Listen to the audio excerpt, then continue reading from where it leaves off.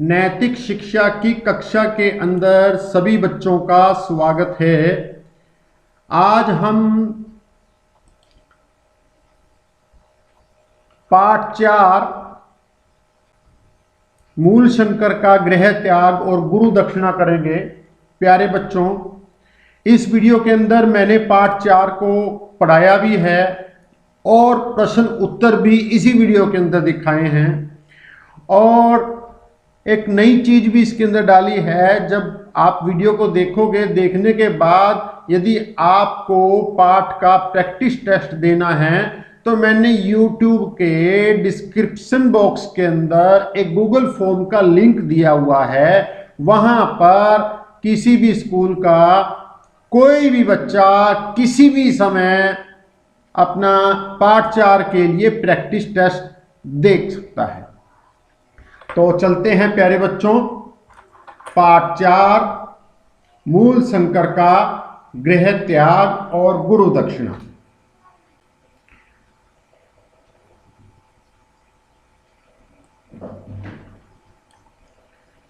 शिवरात्रि के जागरण काल में शिव पिंडी पर चूहे का उत्पात देखकर बालक मूल शंकर के हृदय में सच्चे शिव का स्वरूप जानने की भावना पैदा हुई। अब ये नहीं है कि उनका परिवार शिव का नादर कर रहा था, नहीं, उनका परिवार शिव भगत था, लेकिन वो सच्चे शिव को पाना चाहते थे और इसका समाधान पाने के लिए मूल शंकर ने अपना सारा मन पढ़ाई के अंदर लगा दिया। अब यहां पर एक क्वेश्चन हो जाता है कि स्वामी दयानंद जी के बचपन का नाम क्या था। स्वामी दयानंद जी के बचपन का नाम मूल शंकर था। इसका समाधान उसके बाद आगे उन्होंने सच्चे शिव को पाने के लिए सारा मन पढ़ाई में लगा दिया, लेकिन फिर उनके सामने और प्रॉब्लम समस्या आ गई। उनकी बहन और चाचा की मृत्यु की समस्या भी सामने उपस्थित। पहले बहन की मृत्यु हो गई, फिर चाचा की मृत्यु हो गई। फिर उनके मन के अंदर क्वेश्चन हुआ कि आखिर ये मनुष्य मरने के बाद जाता कहाँ है। अब मूल शंकर का जो मन है संसार से विरक्त हो गया और वह घर छोड़ने का मन बनाने लगे। इस पर पिता ने उनको बलपूर्वक विवाह के बंधन में बांधना चाहा। मूल शंकर की जबरदस्ती शादी करना चाहिए। अब इस विवाह बंधन के बंधने के कारण, डर के कारण उन्होंने अपना घर छोड़ दिया। मृत्यु पर विजय प्राप्त करने के लिए और सच्चे शिव को प्राप्त करने के लिए मूल शंकर ने अपना घर छोड़ दिया।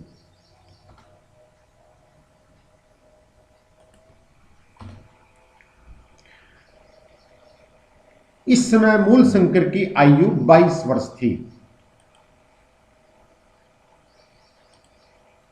22 वर्ष इन्होंने अपना नाम शुद्ध चैतन्य रख लिया। अब यहां पर भी एक आंतरिक क्वेश्चन बन जाता है, जब मूल शंकर ने अपना घर छोड़ा उस समय उनकी आयु कितनी थी? 22 वर्ष। और उनका नाम उस समय क्या था? शुद्ध चैतन्य।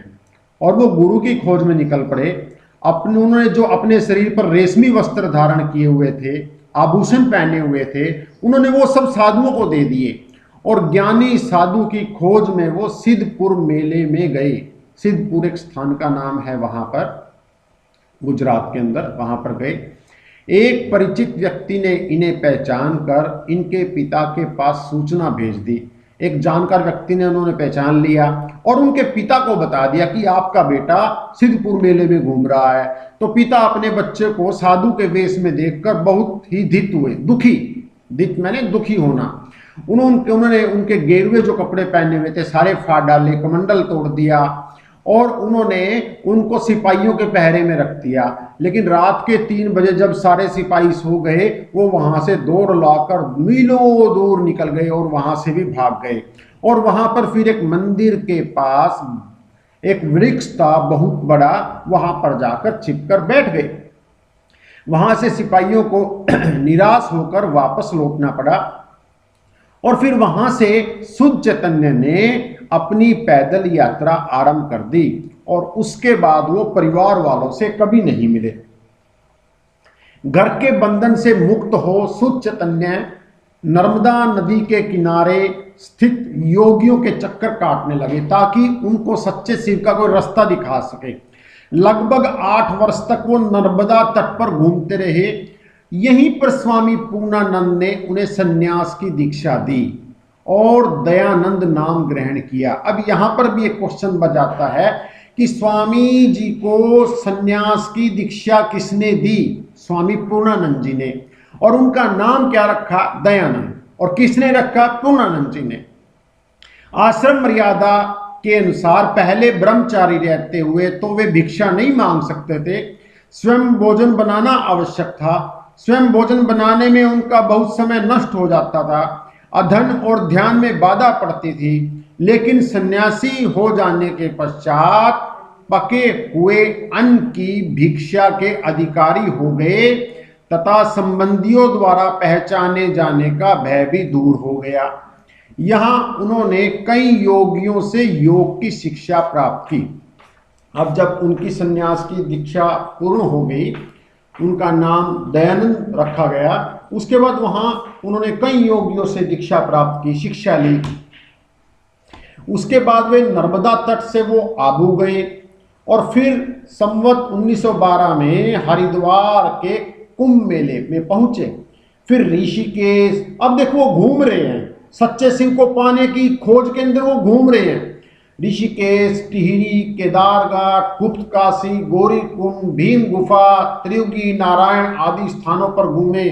ओखी मंठ एक आश्रम था, वहां के महंत बोलते हैं गद्दीधारी, जो उस समय वहां का हेड है, उन्होंने उसको उत्तराधिकारी बनाना चाहा। लेकिन स्वामी दयानंद ने कहा कि इस मठ की जितनी संपत्ति है, इस आश्रम की जितनी संपत्ति है, मेरे पिता की संपत्ति उससे किसी अंश में कम नहीं थी। जब मैं उसे लात मार के छोड़ आया तो इस मठ की संपत्ति का मुझे कोई लोभ नहीं। मतलब कि उनके अंदर मोह का क्षय हो गया, मोह नहीं रहा, लेकिन सच्चे शिव को पाना चाह रहे थे वो। अब यहां से वो जोशी मठ और बद्री नारायण गए, फिर अलकनंदा के उद्गम स्थानों पर पहुंचे। अब वो बता रहे हैं कि कहां कहां गए स्वामी जी। यहां बर्फ के टुकड़ों से उनका शरीर शत विकसित हो गया। बर्फीले पहाड़ों पर गए तो वहां पर नंगे पांव थे, नंगा बदन था, उनका शरीर है शत विकसित हो गया, चोटें लग गई, पर वो डावाडोल नहीं हुए। यहां से रामपुर, चिनकिया घाटी, काशीपुर, द्रोण सागर आदि स्थानों पर कई योगियों से मिलते हुए वो मुरादाबाद पहुंचे और मुरादाबाद से संबल होते हुए गढ़मुक्तेश्वर पहुंचे। यहां उन्होंने गंगा, अब देखो उनको ये बताया हुआ था, क्योंकि योग की शिक्षा तो ले रखी थी। अब जो उनके पास पुस्तकें थी, जो उन्होंने ज्ञान प्राप्त कर रखा था, तो वहां पर क्या किया कि गंगा किनारे में उन्हें एक शव का छेदन किया, शव को काट कर देखा, और जो उनके पास पुस्तिका थी उसके अंदर बताया हुआ था कि ऐसे नाड़ी चलती है, ऐसे नाड़ी चलती है, और नाड़ी चक्कर और शरीर की नाड़ियों का मेल ना देख के उन्होंने वहीं पर जितनी भी उनके पास पुस्तकें थी सारी की सारी पुस्तकें गंगा के अंदर बहा दी। इसके पश्चात दयानंद कानपुर, इलाहाबाद, मिर्जापुर होते हुए काशी पहुंचे। वहां 1 मास तक रहे, 1 महीने तक रहे।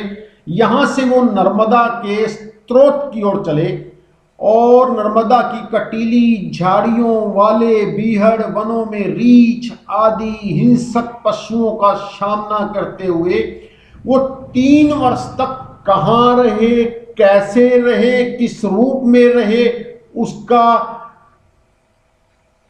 पुस्तकों के अंदर कोई भी अनुवाद नहीं है, कोई भी लेख नहीं है। लेकिन फिर भी वैज्ञानिक लोग मानते हैं, लेखक लोग मानते हैं, वो 3 वर्ष जो अज्ञात रहे, उन्होंने स्वतंत्रता संग्राम के अंदर उन्होंने पूरी भागीदारी से उनका यूज किया, उपयोग किया।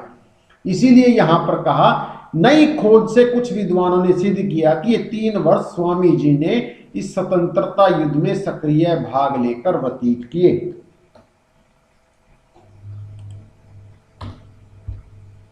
इस लंबे भ्रमण काल में स्वामी दयानंद देश की धार्मिक, सामाजिक, राजनैतिक, आर्थिक स्थिति से भली भांति परिचित हो चुके थे।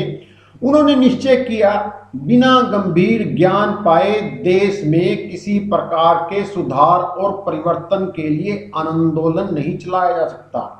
उन्हें ये मतलब क्या, जब तक आप किसी गुरु से ज्ञान प्राप्त नहीं करोगे तब तक देश की कुरीतियों को, देश के जो वहां पर पाखंड फैले हुए हैं उनको दूर नहीं किया जा सकता।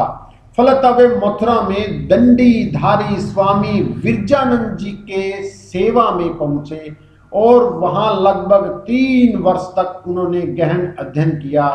इस समय उनकी आयु लगभग 30 वर्ष थी जब उन्होंने दंडी स्वामी कुटिया का द्वार खटखटाया, और वो जब दरवाजे पर झोपड़ी के बाहर खड़े हुए थे और विरजानंद जी की कुटिया का दरवाजा खटकाया, उन्होंने कहा, और अंदर से जो स्वामी विरजानंद जी थे वो आंखों से अंधे थे, उनको दिखाई नहीं देता था, लेकिन उनकी आवाज आई, कौन? और स्वामी जी ने कहा, मैं कौन हूं? यही तो मैं जानने आया हूं, यही तो मैं शिव को जानने आया हूं और आपकी शरण में आया हूं। तो विरजानंद जी ने सोचा कि अब मुझे दयानंद जैसा सच्चा शिष्य मिल चुका है। निसंदेह गुरु ने उनको अपना सारा ज्ञान दे दिया। शिक्षा पूर्ण हो चुकने के बाद दयानंद, जब गुरु को सबसे प्रिय वस्तु थी लौंग, विरजानंद जी लौंग बहुत खाते थे। जब शिक्षा पूर्ण, उनके पास देने को तो कुछ नहीं था, उन्होंने सोचा कि जो स्वामी गुरु जी लौंग अच्छे चाव से खाते, वो 1 किलो लौंग, 1 सेर लौंग गुरु दक्षिणा के लेकर सामने पहुंचे। तो गुरु ने दक्षिणा में संतुष्ट न होकर उनका सारा जीवन गुरु दक्षिणा में मांग लिया। तो उन्होंने कहा, देश एवं जाति के उत्थान के लिए, पाखंडों, कुरीतियों, अंधविश्वासों का खंडन करने के लिए आप सच्चे वैदिक धर्म का प्रचार करो, यही मेरा आदेश है। और गुरु भक्त शिष्य ने अपने गुरु की आज्ञा सम्मुख रखकर, सर पांव रखकर, अपने सर पर रखकर, सर माथे पर रखकर समाज के अंधविश्वासों को दूर किया, उनको बेड़ियों से मुक्त किया और निर्भीक भाव से सत्य धर्म का प्रचार करने के लिए निकल पड़े। तो अब हम, ये हमारा पाठ होता है, तो अब हम इस पाठ के प्रश्न उत्तर करेंगे प्यारे बच्चों। पहला प्रश्न, मूल शंकर ने घर कब छोड़ा? वैसे तो स्थितियां उसके सामने थी, शिवरात्रि घटना थी, बहन की मृत्यु थी, चाचा की मृत्यु, लेकिन विवाह के बंधन का भय उपस्थित होने पर मूल शंकर ने घर छोड़ दिया। दूसरा प्रश्न, सिद्धपुर मेले में पिताजी से पकड़े जाते समय मूल शंकर का क्या नाम था? उत्तर, शुद्ध चैतन्य। शुद्ध चैतन्य को सन्यास की दीक्षा किसने दी? शुद्ध चैतन्य को सन्यास की दीक्षा स्वामी पूर्णानंद जी ने दी। शुद्ध चैतन्य को सन्यासी बनने की आवश्यकता क्यों महसूस हुई? क्योंकि वह सच्चे शिव को पाना चाहते थे। उत्तर क्या है प्यारे बच्चों? क्योंकि वह सच्चे शिव को पाना चाहते थे। स्वामी दयानंद ने हठयोग प्रतिपिका पुस्तक को गंगा में क्यों बहा दिया? हठयोग प्रतिपिका में अंकित नाड़ी चक्कर से सब नाड़ी का मेल न देखकर हठयोग प्रतिपिका पुस्तक को सबके साथ गंगा के अंदर बहा दिया।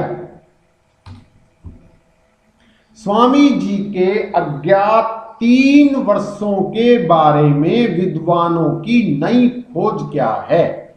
स्वामी जी ने 3 वर्ष स्वतंत्रता युद्ध में सक्रिय भाग लेकर व्यतीत किए। कुटिया का द्वार खटखटाए जाने पर विरजानंद जी ने क्या प्रश्न किया? कौन है? स्वामी दयानंद जी ने क्या उत्तर दिया? यही तो मैं जानने आया हूं, मैं कौन हूं, यही तो मैं जानने आया हूं।